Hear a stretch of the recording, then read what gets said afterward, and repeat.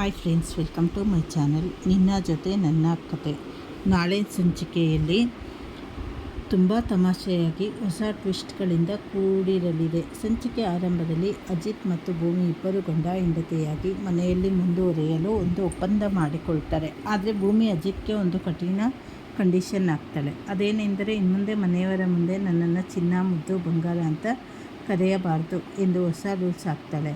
ಅಜಿತ್ ನಗುತ್ತಲೇ ಅದಕ್ಕೆ ಒಪ್ಪಿ ಇಬ್ಬರು ವಾಪಸ್ ಮನೆಗೆ ಬರ್ತಾರೆ. ಇತ್ತ ಅಂಜು ಅವರಿಬ್ಬರ ಪ್ರವೇಶಿ ವಿಡಿಯೋ ಮಾಡಲು ಹೋದಾಗ ನಚ್ಚಿ ಬಂದು, ಗಂಡ ಹೆಂಡತಿ ಮಧ್ಯೆ ಅಷ್ಟೊಂದು ಚೀಪಾಗಿ ವಿಡಿಯೋ ಮಾಡ್ತೀಯಲ್ಲ, ನಿನಗೆ ಮೆಚುರಿಟಿನೇ ಇಲ್ವಾ ಎಂದು ಸರಿಯಾಗಿ ಬೈದು ಕಳುಹಿಸುತ್ತಾನೆ.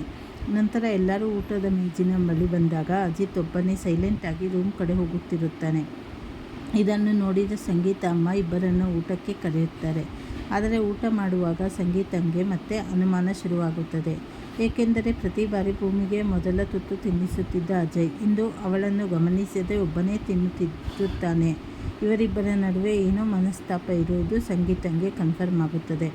ಅಮ್ಮನ ಮುಖ ನೋಡಿ ಡೌಟ್ ಬಂದಿದೆ ಎಂದು ಅರಿತ ಅಜಿತ್ ತಕ್ಷಣ ಭೂಮಿಯನ್ನು ಹತ್ತಿರ ಎಳೆದುಕೊಳ್ತಾನೆ. ಸಂಗೀತಂಗೆ ಮ್ಯಾನೇಜ್ ಮಾಡಲು, ಅಮ್ಮ, ಅನ್ನ ತುಂಬ ಬಿಸಿಯಾಗಿತ್ತು, ನನ್ನ ಮುದ್ದಿನ ಹೆಂಡತಿಯ ನಾಲಿಗೆ ಸುಟ್ಟು ಹೋಗುತ್ತೆ ಅಂತ ತಿನ್ನಿಸಲಿಲ್ಲ ಕಣಮ್ಮ, ಅವಳು ನನ್ನ ಜಿಂಕೆ ಮರಿ ಎಂದು ನಾಟಕ ಆಡುತ್ತಾನೆ. ಸಂಗೀತ ಭೂಮಿಗೆ ತಿನ್ನಿಸಲು ಹೇಳಿದಾಗ ಭೂಮಿ ಕೋಪದಲ್ಲೇ ಹಪ್ಪಳವನ್ನು ತುಂಡು ಮಾಡಿ ಅಜಿತ್ ಬಾಯಿಗೆ ತುರುಕ್ತಾಳೆ.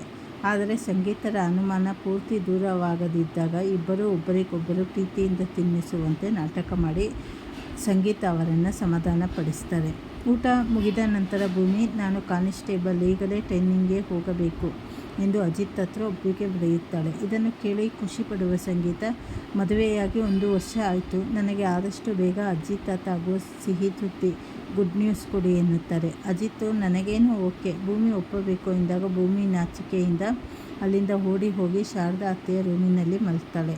ಅಮ್ಮನಿಗೆ ಮತ್ತೆ ಅನುಮಾನ ಬರಬಾರದು ಎಂದು ಅಜಿತ್ ಶಾರದಾ ರೂಮಿಗೆ ಹೋಗಿ ಭೂಮಿಯಂತೂ ಬಲವಂತವಾಗಿ ತನ್ನ ರೂಮಿಗೆ ಕರ್ಕೊಂಡು ಬರ್ತಾನೆ. ಇದನ್ನು ನೋಡಿ ಅಂಜು ಹೊಟ್ಟೆಯುರಿ ಮತ್ತು ಕೋಪದಿಂದ ದೇವಯಾನಿ ರೂಮ್ನಲ್ಲಿ ಇರುವ ವಸ್ತುಗಳನ್ನು ಒಡೆದು ಹಾಕ್ತಾಳೆ. ರೂಮಿಗೆ ಬಂದ ಮೇಲೆ ಭೂಮಿ ಅಜಿತ್ಗೆ, ನೀನು ನನ್ನನ್ನು ಚಿನ್ನ, ಬಂಗಾರ ಅಂತ ಕರೆದು ತಪ್ಪು ಮಾಡಿದ್ದೀಯಾ, ಅದಕ್ಕೆ ನನಗೆ ಶಿಕ್ಷೆ ಆಗಲೇಬೇಕು ಎಂದು ಪನಿಷ್ಮೆಂಟ್ ನೀಡ್ತಾಳೆ.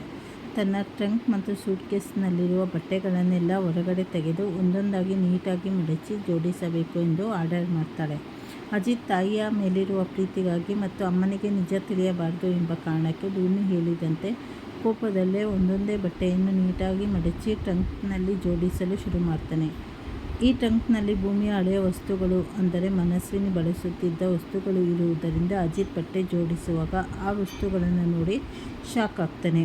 ಭೂಮಿನೇ ಮನಸ್ವಿನಿ ಇರಬಹುದೇ ಎಂಬ ಬಲವಾದ ಅನುಮಾನ ಅಜಿತ್ಗೆ ಇಲ್ಲಿಂದಲೇ ಶುರುವಾಗುತ್ತದೆ. ಇಲ್ಲಿಗೆ ಈ ಸಂಚಿಕೆ ಮುಕ್ತಾಯವಾಗುತ್ತದೆ. ಮುಂದಿನ ಸಂಚಿಕೆಗಳಲ್ಲಿ ಏನೇನು ಬದಲಾವಣೆ ಆಗುತ್ತೆ ಅಂತ ಹೇಳಿ ಮುಂದೆ ತಿಳಿದುಕೊಳ್ಳೋಣ. ಹೊಸದಾಗಿ ಯಾರ್ಯಾರು ಚಾನಲ್ ನೋಡ್ತಾ ಇರ್ತೀರಾ ಚಾನಲನ್ನು ಲೈಕ್ ಮಾಡಿ, ಶೇರ್ ಮಾಡಿ, ಸಬ್ಸ್ಕ್ರೈಬ್ ಮಾಡಿ, ಹಾಗೆ ಪೂರ್ತಿ ವಿಡಿಯೋ ವಾಚ್ ಮಾಡಿ. ಧನ್ಯವಾದಗಳು.